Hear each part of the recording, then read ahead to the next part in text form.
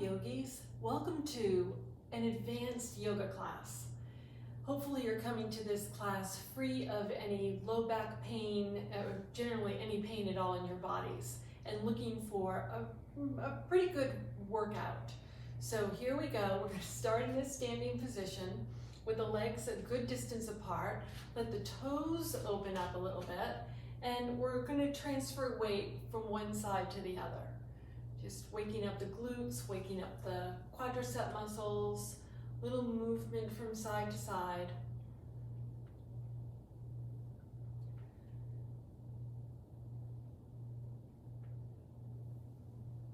And coming into the center of the pose, bending both knees, bringing the heels of your hands to the inside edge of the lower thigh, and then dropping one shoulder down as if it's going to try to meet the opposite knee. Come on back up through center and go to the other side. And see if you can get your weight pretty equally distributed in both of your feet, front to back, so you're not caving in on your arches, and really straight arming that trailing arm as you bring one shoulder down and then go to the other side.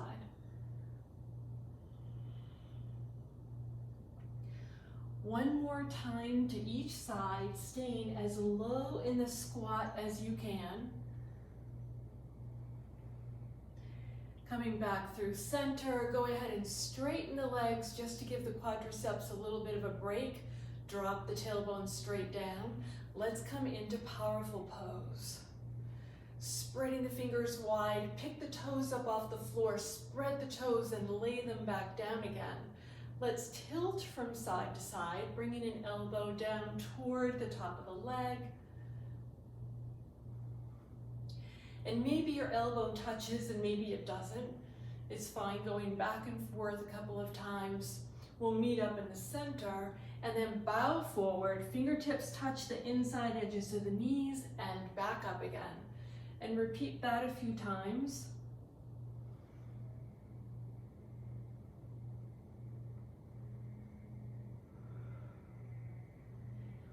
And one more time, staying low in the squat, forward fold, touch the inside edges of the knees, bring the torso back up, straighten the legs, go ahead and hold low in the hips, make the outside edges of the feet parallel, and reach left arm to right side, and really pause there and stretch that side body. Go ahead and bring that hand back and we'll go to the other side. Holding, holding, holding. Sink energy down into the standing feet and reach with the arm. And go back and forth at your own very slow, thoughtful, steady pace.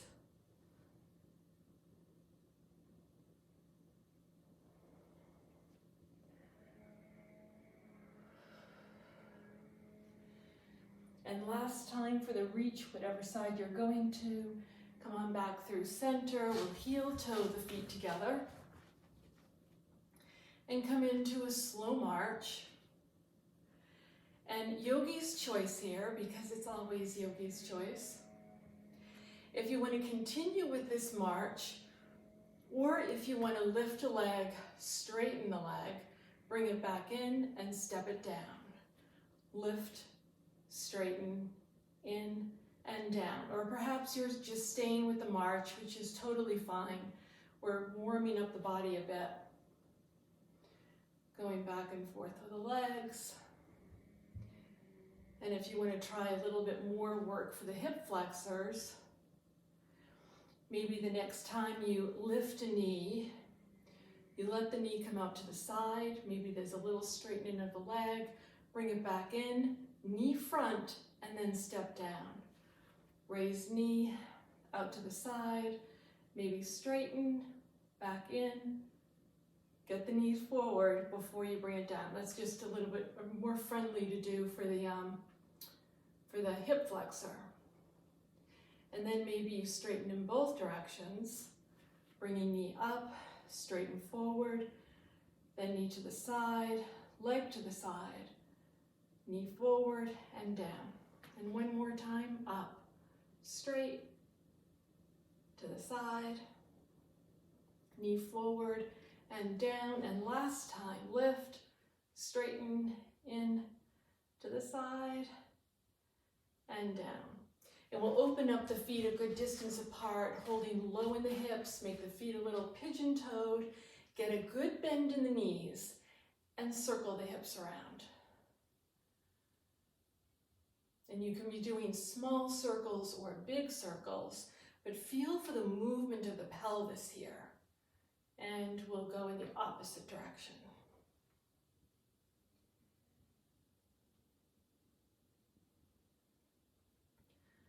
And change it around one more time.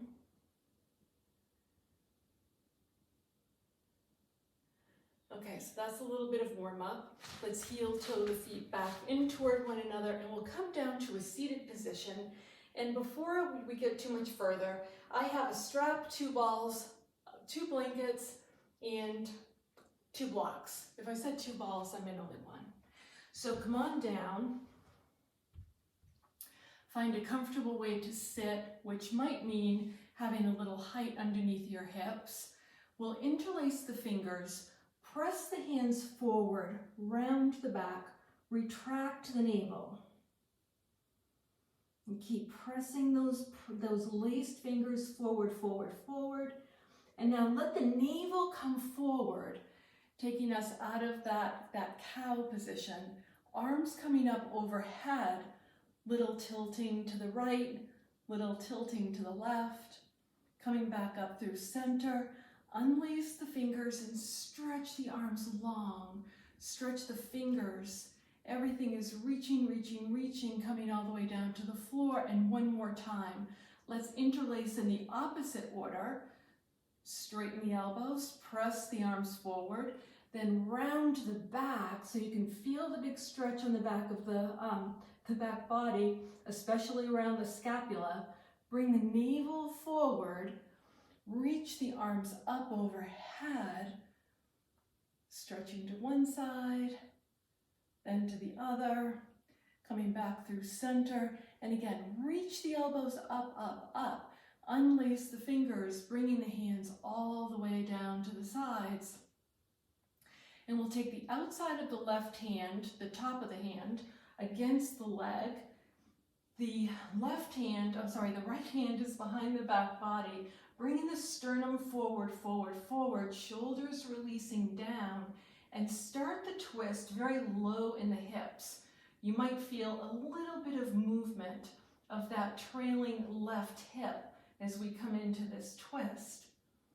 And then release out of the twist slowly. We'll bring the arms up overhead to encourage the lengthening of the spine. Twisting now to the left, let the hands come down. Now it's the right hand, the top of the hand, that goes on the outside edge of the leg.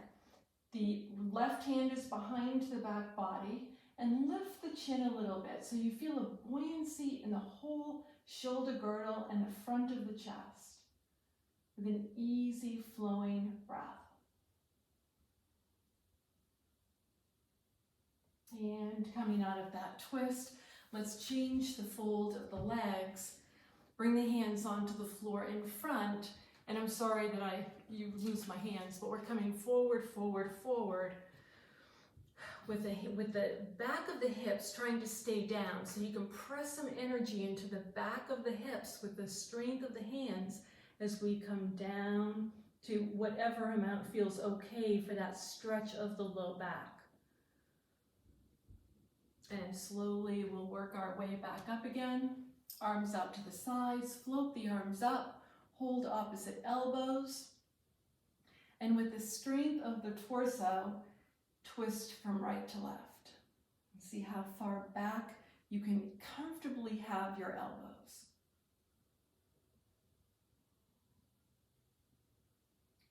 And coming back to center, untangle the arms, bring the hands all the way down to the legs.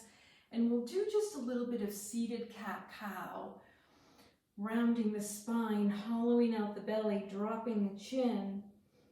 And you can even raise your shoulders a little bit so you feel the difference. When the sternum comes forward, the shoulders go back, the elbows go back. And doing this at a slow, thoughtful pace.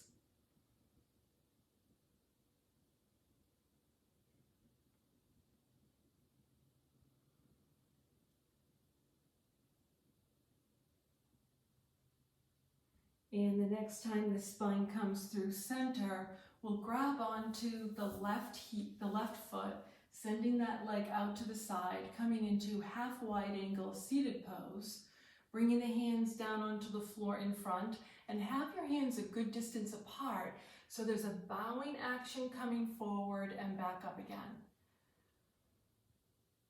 And you're calibrating how much energy you have coming down into your hands based on how much you need to protect the low back, and perhaps the hamstrings a little bit too, because the hamstrings are getting a really good stretch here.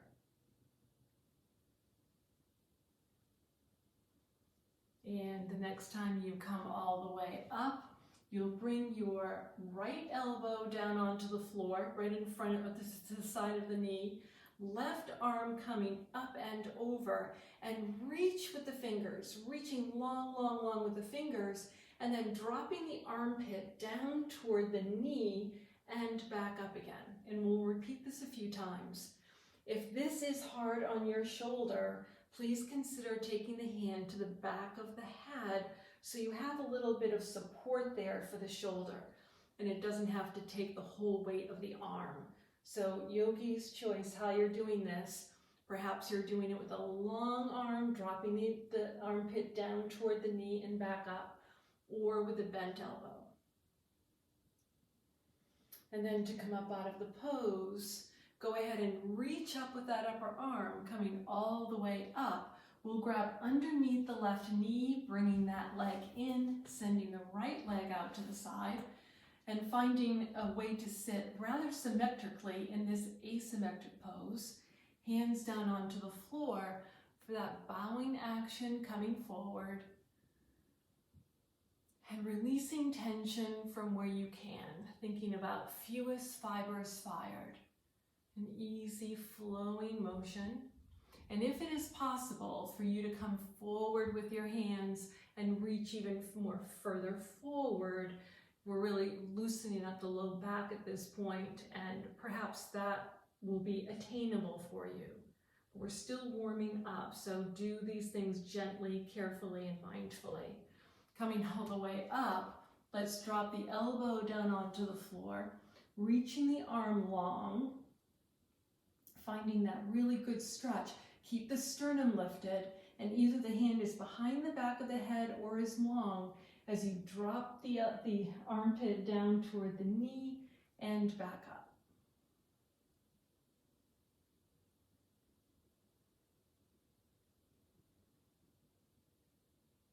And doing just a few of these movements, finding that big long stretch on now the right side of the body. Last time coming down, come up out of that fold and bring yourselves all the way up.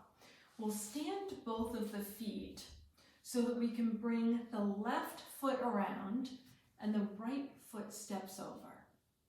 And if this is too difficult for you, if you're finding too much stretch in the IT bands, you can bring this foot out to the front. It doesn't have to be all the way wrapped around. But see if whichever position feels best for you. Arms stretching up overhead. And we'll first drop the left elbow down to the inside of the right leg, coming all the way around with the hand. Again, the sternum is lifting. The shoulders are retracting back down the back body. See if you can drop the pointy ends of the scapula down towards the waist. Perhaps when you get into your final twist, you can allow the head to rock from side to side.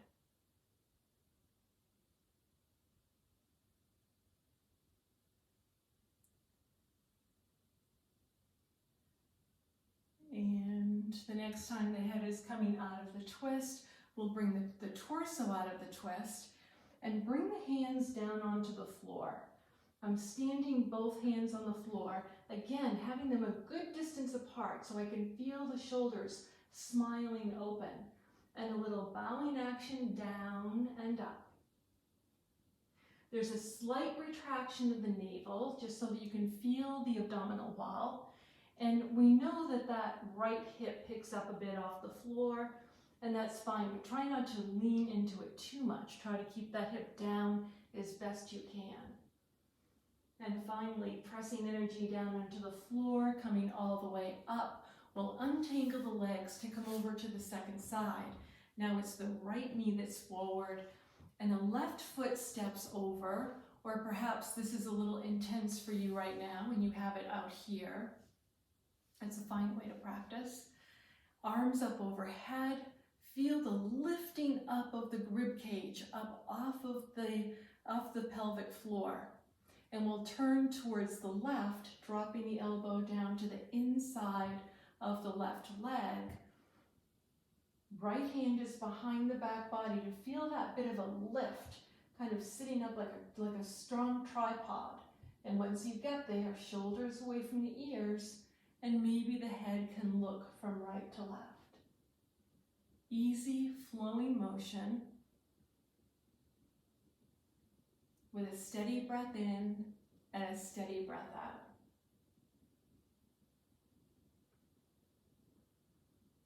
And the next time the head is coming out of the twist, go ahead and bring the arms with. Get the arms situated down on the floor with the palms splayed open, the fingers splayed open, and bow down and come back up. Looking for lots of distance from the shoulder blades all the way up through the crown of the head, and feeling for that openness of the front of the chest.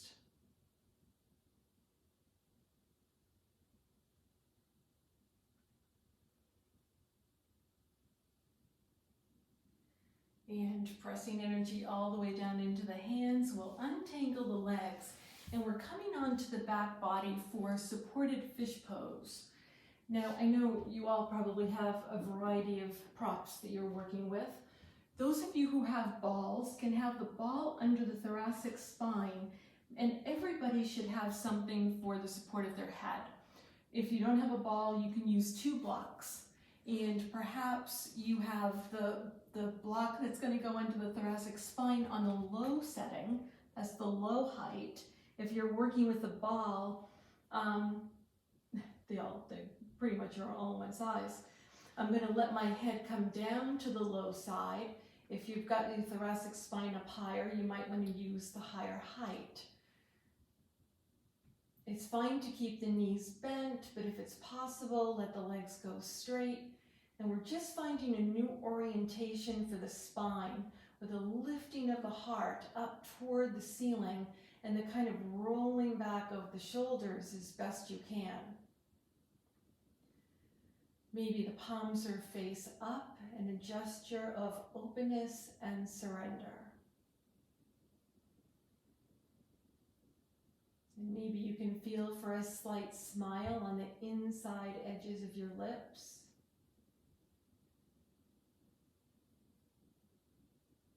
And once you find your way into this pose, notice the breath.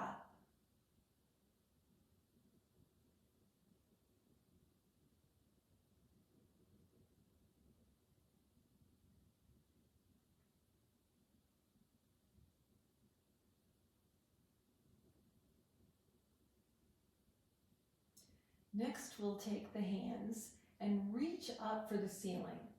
You can have all of your fingers touching, the inside edges of your fingers touching. The arms are reaching up mightily. Keeping the elbows straight or nearly straight, go ahead and release the arms down behind the back of the head. Some of you will be able to touch the floor, and some that's going to be just too far for your shoulders. So you decide. Go ahead and bring the arms up, and we'll repeat that several times, releasing the thumbs down toward the floor and back up. And see if you can get your arms to go at the same rate of speed. The next time the fingers are pointing up toward the ceiling, go ahead and let them come apart from one another so they're coming out at shoulder height down to the floor and back up. And repeat this action a few times. Finding that really expansive stretch of the front of the chest including the pectoral muscles, as you make this very graceful movement with the arms. And one more time with the arms opening, coming back together. Because I don't know how far back your heads are, let's use the good practice of reaching for the back of the skull with the fingertips. Help the head up in toward the chest. So you're looking down at your feet, and then you can drop the hands down, coming all the way up to a seated position. And whatever you are using under your thoracic spine will now put under the hips. If you don't have blocks or a ball, you can do this with a blanket, maybe 2 folded blankets underneath your hips. I'm going to use the ball because I prefer that you use the ball for doing a little bit more core work. Coming onto the back body, let's come up onto tippy toes so you can get whatever prop you're using underneath the sacrum. Underneath the sacrum, the hands are out to the sides, palms face down, and have the hands kind of like outriggers, not totally at shoulder height and not right alongside the body, but halfway in between. You'll lift your feet up off the floor and then send the legs up into the air. And you can allow the legs to come into wide angle pose and back together again. Now, those of you who are using balls are going to find that you need to be doing this more or less at the same rate of speed so that you can stay securely attached to whatever prop you're using, especially if it's the ball. Okay, coming back to center, we'll do what I call the moonwalk, where one leg comes forward, the other one goes back. And to start, let's let the legs go the same distance apart from one another, forward and back. And as you want to get a little bit more work in your abdominals, maybe you let the lower leg go down a little bit further, but make sure that you're getting a really good stretch of the hamstrings. That's a big reason why we're doing this, is waking up the hamstrings. And some of you might want to touch one leg all the way down, coming into reclined splits,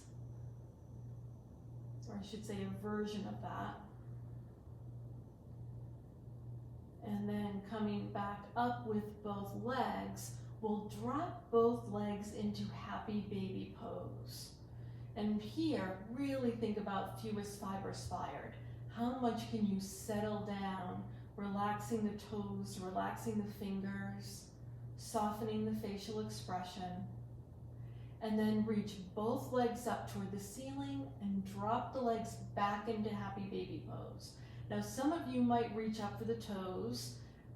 I'm cueing for you not to do that, especially because I asked you to use the balls, and that's going to be a little more tricky. I know it's possible, but you don't have to be doing it, especially since we've got this movement going with the legs. And one more time, coming into happy baby pose. Maybe you do want to see what it's like to reach up for both of your toes, because when you hang your fingers on your peace fingers or you hold the outside edges of your feet, you're really getting into very, very good flexation of the hip flexors. And then letting go of the feet, go ahead and send the legs up into the air again so we can point and flex the feet a few times, getting a really good stretch in the calf muscle. Maybe circle the feet around a little bit. Maybe you can splay your toes open at the same time you circle the feet.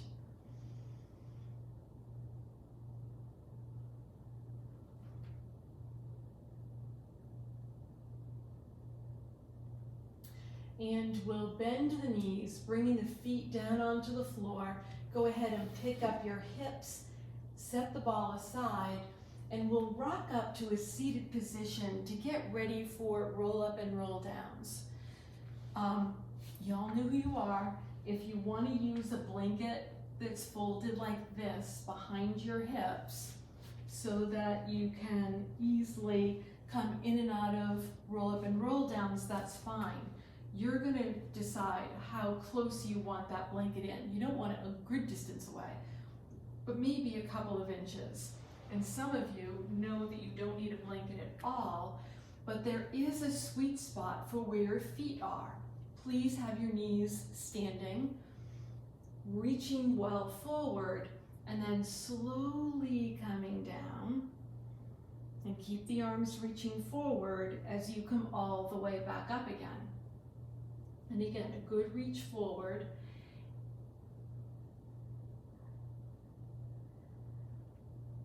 And if you want to try coming all the way down onto the back, make sure that the back is not straight. You need to have a nice C curve in the back as you come all the way down. To come up, chin into the chest first and round the spine as you come all the way up. If you have a jerking action to come up into the forward bend, then please just don't go all the way down.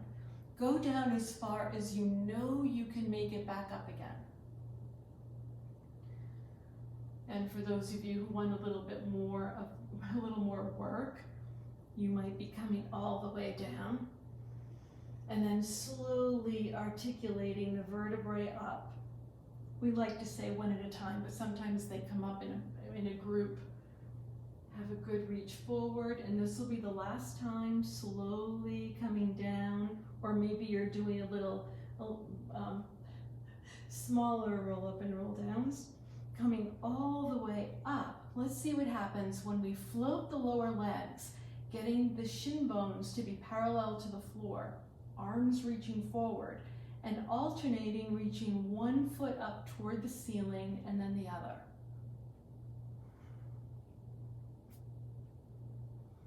And then maybe bringing the knees out to the side, grabbing your big toes with your peace fingers, and then you can alternate sending one leg up and then the other.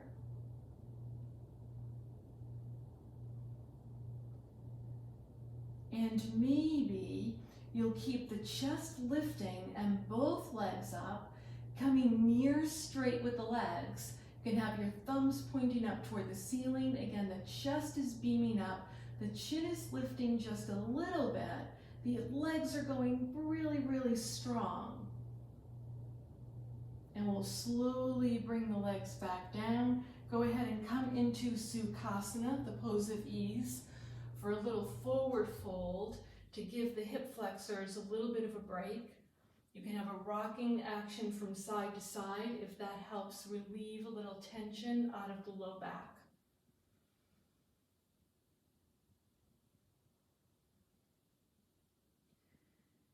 And we're getting ready for one more variation of boat pose.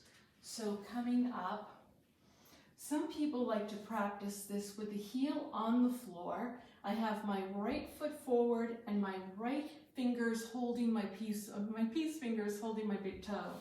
I'm taking the opposite foot and snaking it through. The left arm comes back for ballast, and then I lift both of the legs up. Retracting the navel and stretching the limbs away from the heart center. And when you're ready to come out of the pose, bend the knees, send the heels to the floor, untangle the ankles, and there's the possibility of grabbing, we're going to the second side, so grabbing the big toe with the left hand. Maybe you can find your balance behind your sits bones, so the left ankle is forward, my right hand is starting to come back, and I snake in the foot when it's high.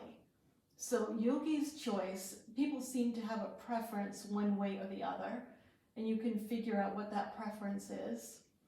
Having the legs really reaching up, up, up with the support of the hand, holding the legs up, back arm reaching back, shoulders away from the ears. And go ahead and let the legs come down. And we'll come into Cobbler's pose with the legs out to the sides. I'm holding my ankles so I can get a lift of the sternum. A lot of people like to put their hands behind, drop the knees down, and unweight the hips. So you feel that really great stretch of the vertebrae, getting a little traction from the weight of the hips. Go ahead and gently set the hips down. Hands can come in front. And trying to keep that long spine, let the navel lead the way, coming into a forward fold. Hands down onto the floor.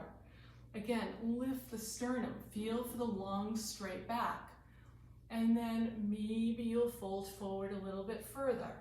Some of you will walk out on your spider fingers, coming forward, forward, forward.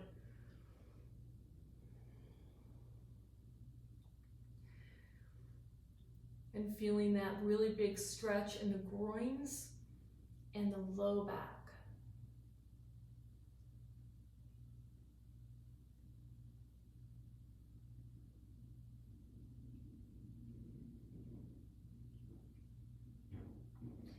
And go ahead and bring your hands back so we can come up to a seated position, grab onto the legs, help the legs together, and we'll grab onto the strap so we can practice Sukhasana 1 and 2. I'm coming onto the back body. Some of you, and I'll demonstrate this with some height underneath my hips. This requires a pretty healthy low back and really open hip flexors. And if you don't have that going for you today, then maybe you will just don't have the blanket there at all. I'm coming onto the back body, lassoing the left foot. So I have left aerial foot, left hand holding, right leg down on the floor. And of course, there's an option, that foot can be standing also. And I'm straightening both of my legs to the best of my ability. Making sure that that left hip is finding lots of distance between the left armpit and the hip point. So instead of hiking that hip up toward the armpit, it's getting pressed away. And as I hold on to this leg with the strap, I'm going to wrap it around my wrist, which gives me a much better hold. It's easier to be controlling the movement of that leg. I'm going to allow the leg to cross the midline of the body first, and then with the left side of my body well tethered down, my scapula spreading on the floor, I'm bringing left leg over to the left side and externally rotating the femur bone. Both of my feet are flexed. And find a real easy breath here. Inhale and bring that leg all the way back up to center. You can use two hands to open up the strap so we can snake in the right foot, bring the left leg back down again. We're starting with Sukhasana 1, reclined big toe pose on the back, second side. Now again, that right hip has to be getting pressed away from the armpit. Energy is getting pressed out through the heels of both of the feet. I'm crossing the midline of the body with the right leg, wrapping the strap around my right hand as the right leg comes out to the side. There's the option of having that elbow down on the floor if you need that to help stabilize the pose. More advanced practitioners are going to be holding either the big toe or the strap with the hand, and the arm is straight. And as you are ready, inhale to bring that leg all the way back up. We'll open up the strap with both hands and let the legs come into reclined wide angle pose. The legs are apart from one another, and we'll bring them in and out. Working your abductors and adductors as the legs come in and out.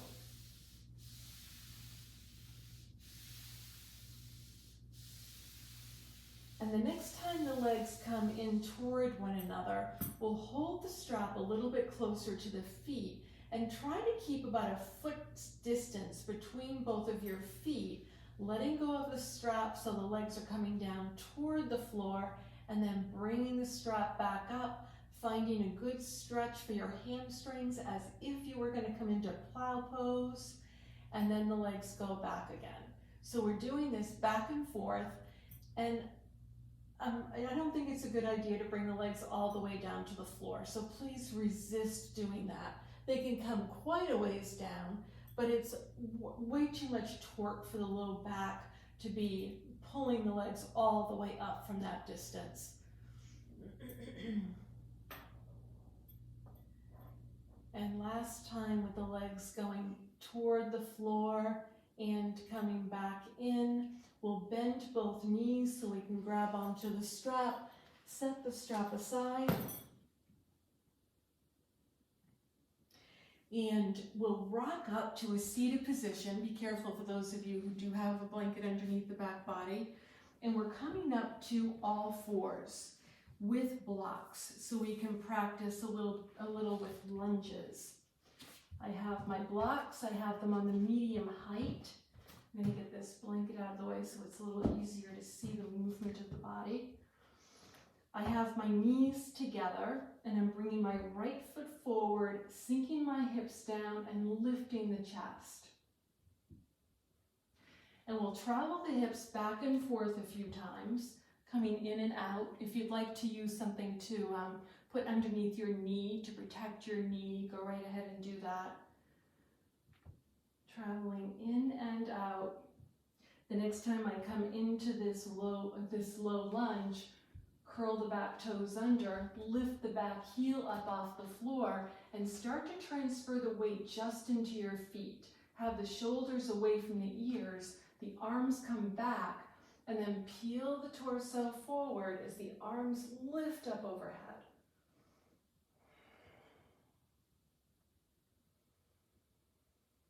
And to come out of the pose, we'll drop the hands down to heart center, bow forward, hands touch down, and we're going to bring the front foot back to meet the back foot in high plank pose.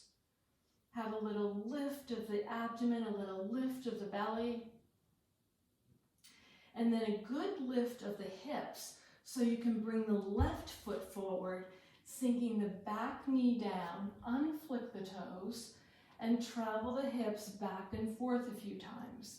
Looking for a really good stretch in the front hip flexor, and when the hips go back, and if you're bowing forward enough, you're going to feel the stretch in the left hamstrings.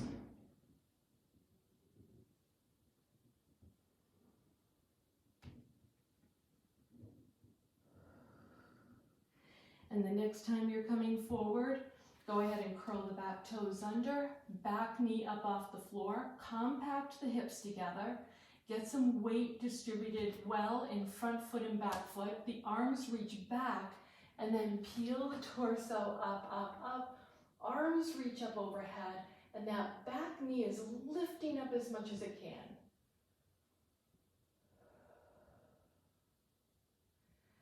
Hands down to heart center, bowing forward slowly. Go ahead and bring the hands to the blocks. Front foot back to meet the back foot so we can all meet up in high plank pose. And from high plank, let's see what happens when we lift one leg. So I'm lifting my right leg and let that leg come down. Lift left leg. Keep the flow of the breath. And bring that leg down. And we'll drop back down to the knees. Down onto the knees. We'll move the blocks out of the way for a little bit here. And we're going to come into thread the needle. My knees are hips distance apart. My wrists are underneath the shoulders. And I'm lifting the left arm up into the air, bringing it all the way down and under, and landing on that left shoulder. You can replace the right hand so it's really in a good spot for you to be balanced here, so that now the right leg can go back and lift. An even, steady flow of breath.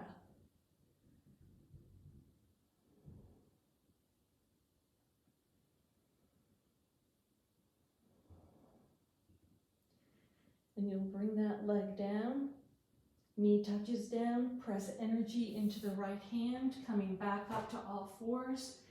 And now the right arm reaches up, come all the way down with it, landing on the right shoulder. Keep the chin well away from the floor.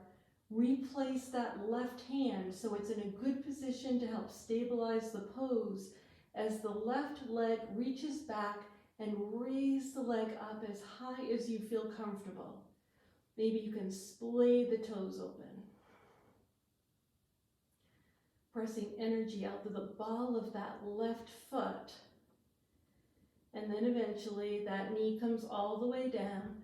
Press energy down into the left hand, coming all the way back up to all fours. And we'll take a few rounds of cat-cow.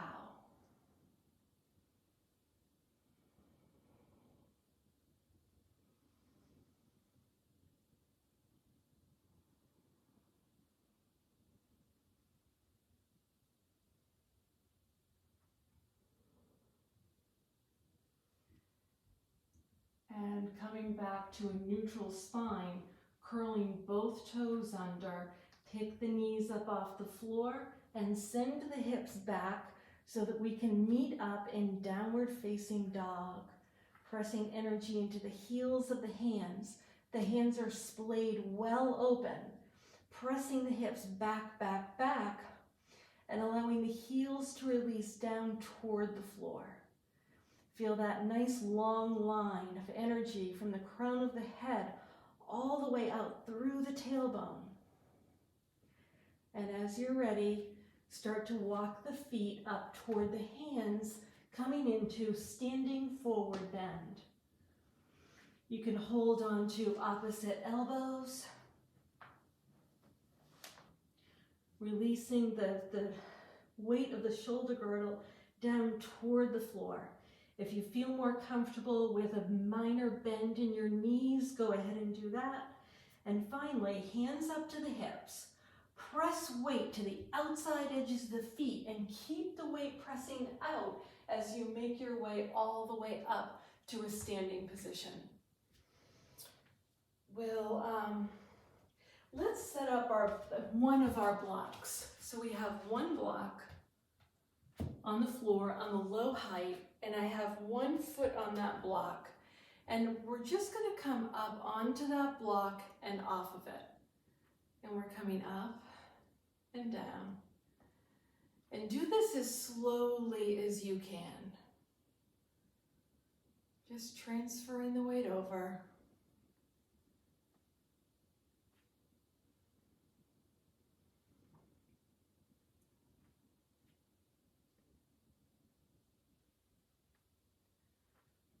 And the next time you come off of the block, you'll step your foot to the side, bringing the other foot up and repeating that action.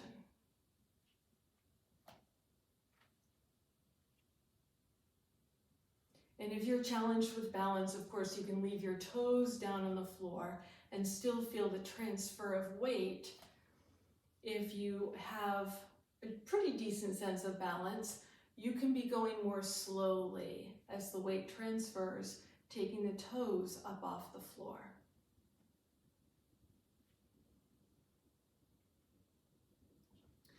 And make sure the shoulders feel like they're stacked over the hips, and the tailbone feels like it's pointing more or less straight down. So you're doing this out of Tadasana and resisting any kind of urge to have a forward fold. Okay, we'll set that movement aside and come and have both of your blocks on the high height. And I'm stepping back so that I can come into a pike pose from here. I'm holding low in my hips. So as I fold forward, my hips stay back. I'm coming forward, forward, forward, bringing my hands onto the high side of the blocks, heel toe the feet in toward one another, and first find the length of the spine. And then attempting to keep your hips as square as they are right now, Go ahead and transfer the weight into the right foot as the left leg lifts. And we'll bring the left leg down and lift the right leg. And one more time, bringing that leg down. We'll lift left. And that leg comes back down and we lift right. And go ahead and bring that foot all the way down. Heel toe the feet apart a little bit so you can come back into standing forward bend. Releasing tension out of the neck. Maybe there's a little movement in the head to help with that softening of the neck. Releasing tension wherever you can.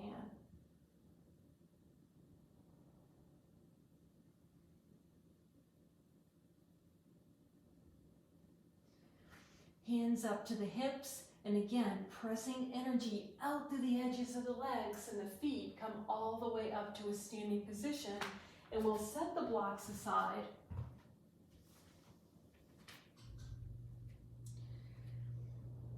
And we'll come into downward facing dog again. So starting in Tadasana, with the fingertips pulling down, inhale and reach the arms out to the sides. Fold forward into standing forward bend. Release the palms down to the floor. Release the crown of the head towards the floor. And walk the feet back until we can meet up in downward facing dog. Pressing energy out through the hips. Keeping the hands well planted. Walk the feet toward one another until they're pretty much touching. Inside edges of the legs are touching.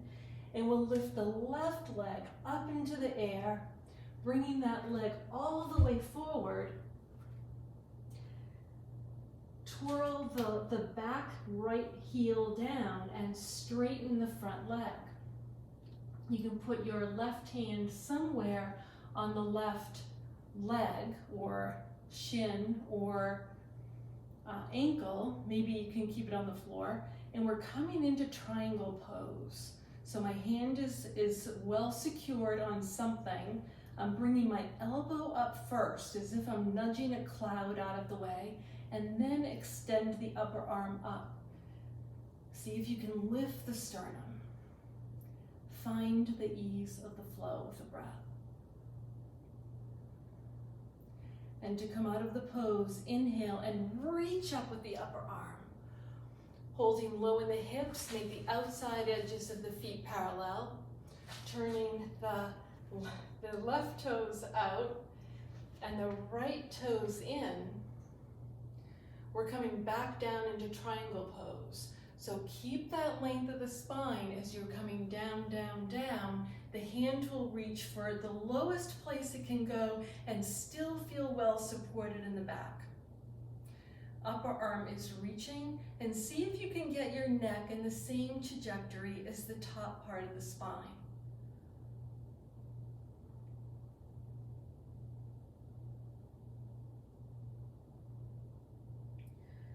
With a steady breath in and a steady breath out.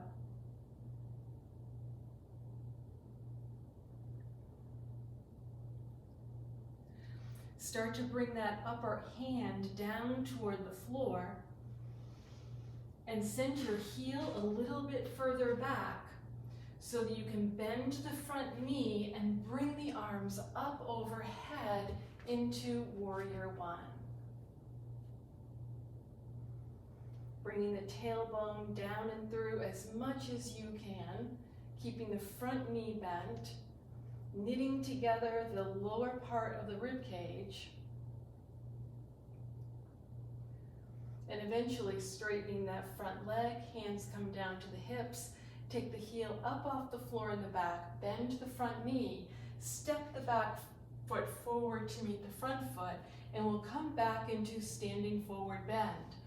Arms up overhead and bow forward, hands reaching for the floor or your ankles or your shins, releasing the crown of the head down toward the floor. With a steady breath in and a steady breath out. Hands up to the hips. Energy gets pressed out mightily to the outside edges of the feet to come all the way back up to a standing position. And we'll use the blocks we'll use both blocks in our hands. Both blocks in our hands, we're coming back into Warrior One. So finding Tadasana to start. Right foot steps back. Keep the front knee bent, arms up overhead. In Warrior One. And feel the length of the body really reaching the blocks up, up, up. Now peel your heel up off the floor. We'll drop the blocks down because they're going to go onto the floor in front of us so we can come back into Warrior Three. Cheat in the back foot a little bit, drop the blocks down onto the floor, and lift the back leg up, squaring off the hips as best you can. Now maybe we've got right area leg, left arm can be reaching forward. And bring the arm down, bring the hand down, and we're going right to the second side. Lift the left leg up, right arm forward. And bring both limbs back down again, hands to the hips, and come up to a standing position. If you know that you want to use blocks for Virabhadrasana 3, Warrior 3, go ahead and continue to use them. But we're going to attempt to practice without using the blocks for Warrior 3. And we're going to start by coming into tree pose. And I'm showing this view because I think it's easier to see what I'm doing. I'm going to stand on left foot and I'm bringing my right foot up into tree pose. Hands together at heart center, Anjali Mudra. Lifting the arms up overhead. Maybe having a wriggle of the fingers. Maybe you can have some movement in the arms that's asymmetric. See how that works for you. And then bringing the hands back down to heart center, we're coming directly into Virabhadrasana 3, Warrior 3. And this is actually a variation of Warrior 3 with the arms in airplane mode. So as I start to bow forward, my arms come back, back, back, back. I'm reaching my leg back and attempting to have both legs straight. Inhale to come back up again and see if you can reclaim tree pose.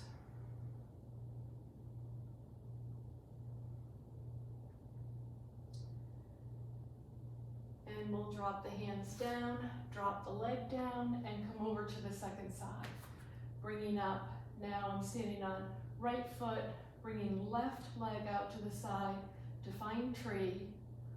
Arms up overhead. Maybe find a little bit of movement in the arms.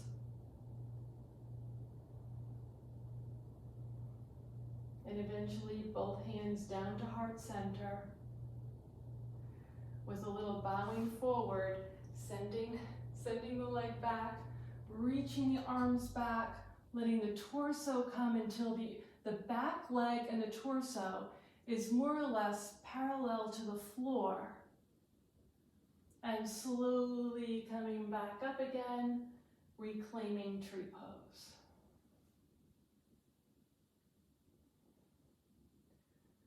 With a steady breath in and a steady breath out.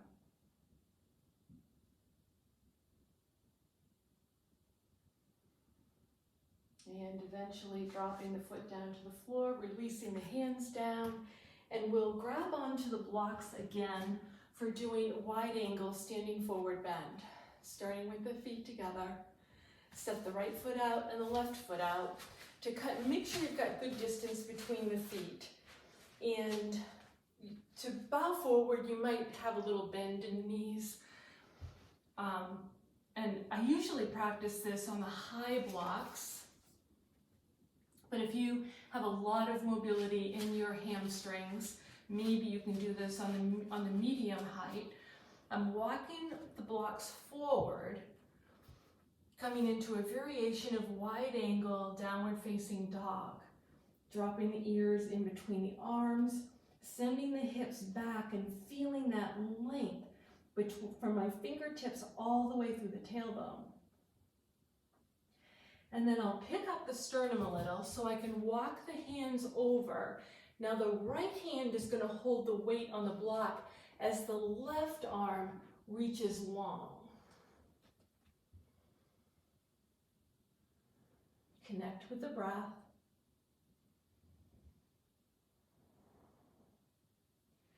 And go ahead and start to pick up the sternum a little, moving the blocks back to center, and we'll bring the left hand, we're going over to the left side. So we're bringing the left hand over. A lot of the energy is going to be on that hand as the right arm reaches long.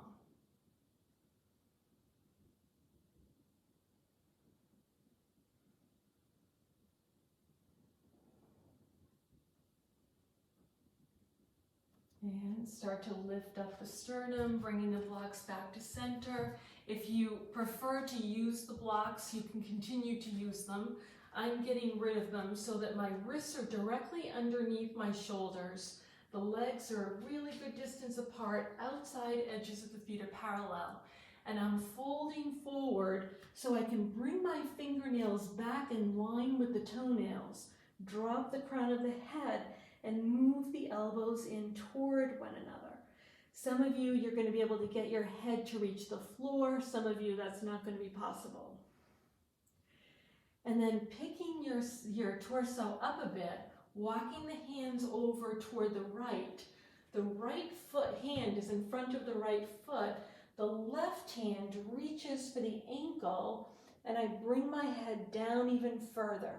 And there's a little pull on that ankle with the strength of the left hand. Start to come out of the pose so you can get both hands on the floor, walking over to the second side. Left hand in front of left foot, right hand reaches for the outside of the ankle, and go ahead and drop the head. And the head is still in the direction of that left foot. Inhale to start to lift the torso, bringing the hands back to center, and we'll heel toe the feet in toward one another until you feel comfortable, hands to the hips, coming all the way up to a standing position. Next, we'll take a blanket, because we're coming down onto the belly, and it can feel a whole lot better to have a little bit of cushion underneath the pubic bone when you come down onto the floor. So, yogi's choice if you don't need it. Maybe your situation is that you don't have to have, if you have a rug underneath you, perhaps you don't need it. I'm coming all the way onto the belly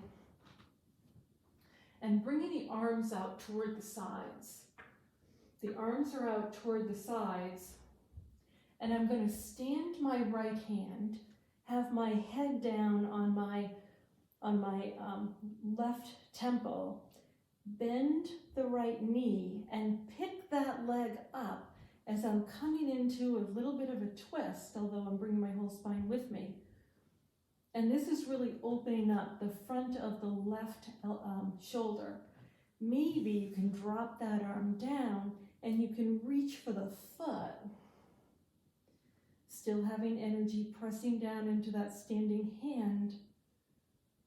And then you'll slowly come out of this, sending the right arm out, standing the left arm, bending the left foot, and bringing that leg across the midline, looking for the floor. And perhaps this is as far as you want to go. Some of you can take your right hand, look for the right foot, and bring it back a little bit further.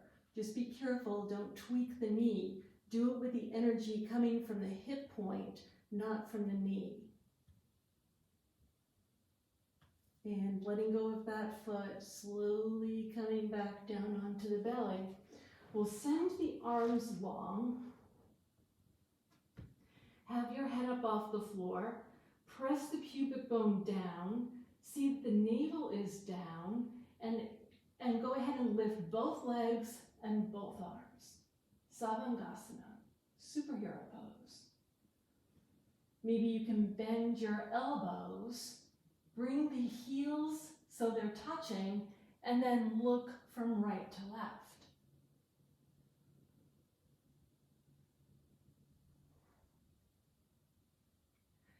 And coming back through center, go ahead and let the thighs come down, stack the hands, forehead down onto your stacked hands, bend your knees, but leave the knees on the floor, and windshield wiper the legs from side to side.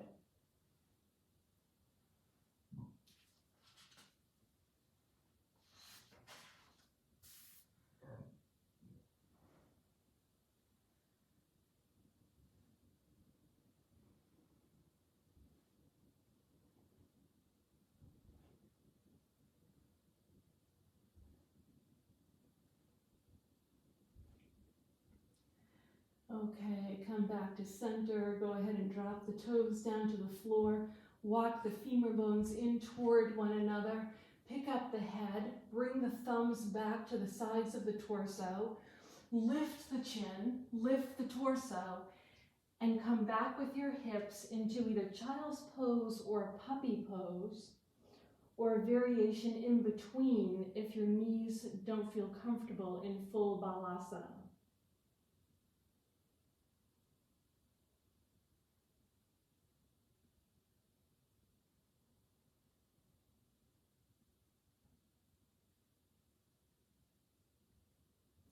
Inhale to come up to all fours.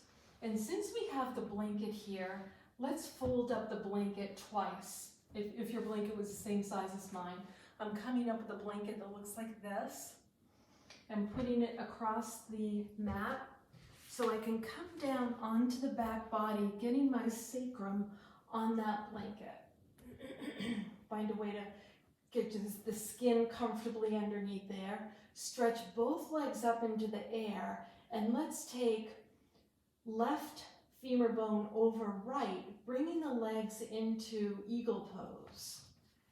And from eagle pose, go ahead and touch down the toes to the floor and bring the knees back in toward the chest. And down to touch or nearly touch and back in toward the chest. And a few more times back and forth. And if you're having problems with your low back, please resist doing any of this. The next time the knees start to come into the chest, untangle the legs and come over to the second side. The knees need to be pretty well bent to be able to find full eagle pose. You notice how much my knees are bent so I can wrap the ankle all the way around and then drop the feet down toward the floor and back up toward the chest. And one more time.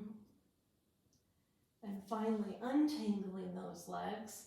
Go ahead and straighten the legs up toward the sky and come into reclined wide angle pose again. And we're just hanging out here for a few moments, feeling the length of the spine, the relaxation of the fingers and toes, soft gaze. And bring the legs all the way back together again. Bend the knees so the feet come down onto the floor. You'll lift your hips if you had height underneath your hips and get rid of what is ever underneath the legs so that we can come into full Supta Tadasana, reclined mountain pose.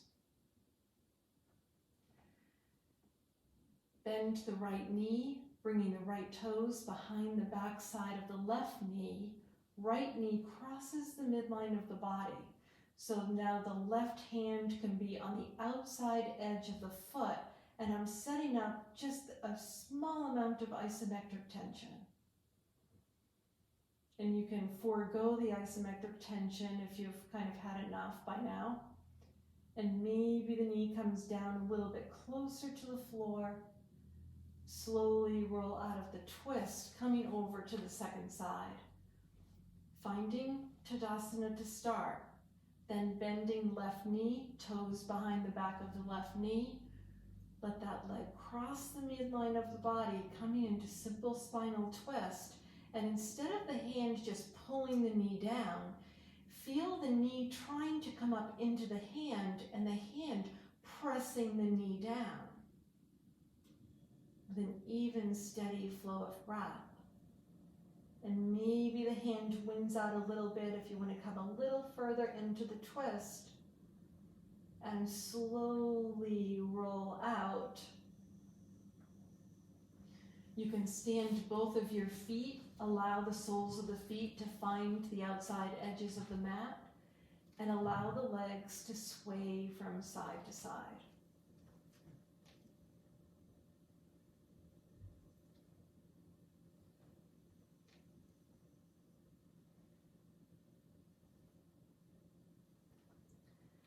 And back through center. You can heel toe the feet in toward one another. And it's time for an inversion. And I'm going to practice an inversion with a block and a ball. If you have a bolster, you can put your bolster down, maybe with some extra height out of the blankets. Or you can have one block, maybe a block and a blanket.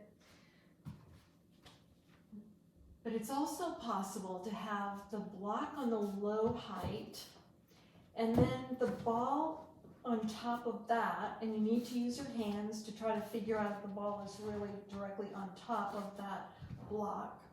Roll the shoulders under, and then the feet might be able to come up into the air for a version of Viparita Karani. Using the ball is going to be much more work for your core. So you decide if that is what you're looking for, or if you'd rather have a much more peaceful inversion. Yogi's choice. And you might want to have a little bit of movement in the ankles and the legs. Perhaps you'll take eagle pose again, or maybe you're looking for a little bit more work for your hamstrings. But at some point during your inversion, see about bringing your body to stillness, or at least a perceived quiet.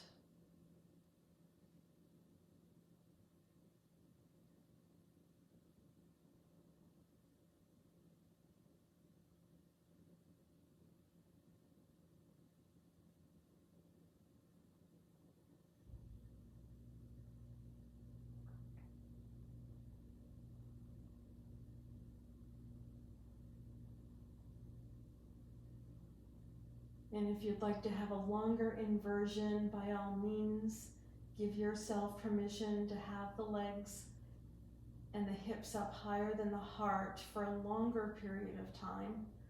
Those of you who are ready to come down, find a safe way out of your inversion. If you're up on bolster and blankets, please press them away from your shoulders and find your way all the way down, using whatever props you need to set up for Shavasana.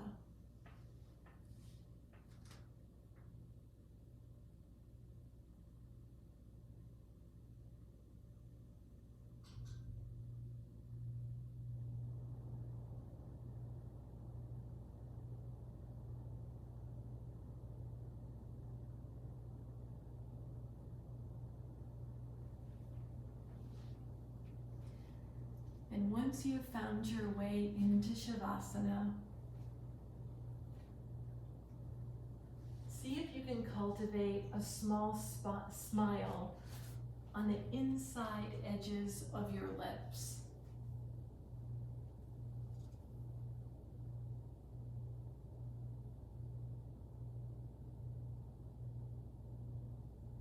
And whatever emotion or sensation that gets going for you Can that radiate out through your whole body?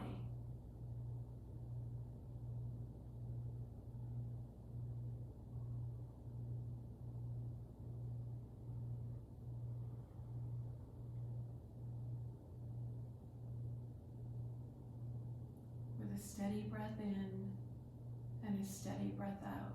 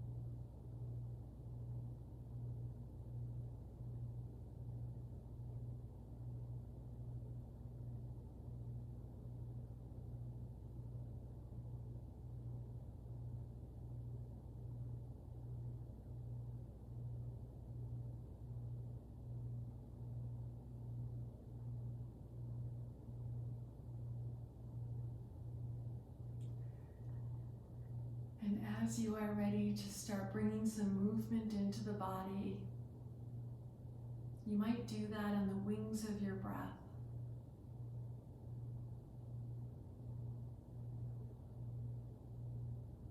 Maybe wriggling the fingers and the toes, circling the wrists,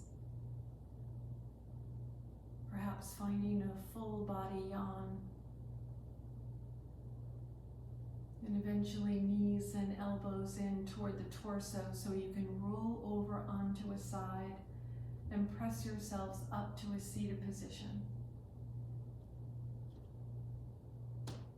Hands together in the front of the chest.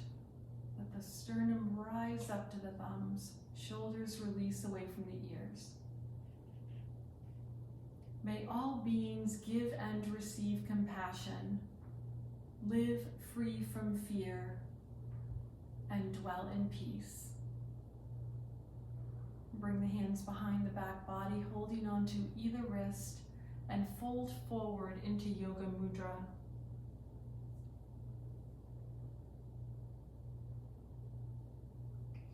Inhale to come up.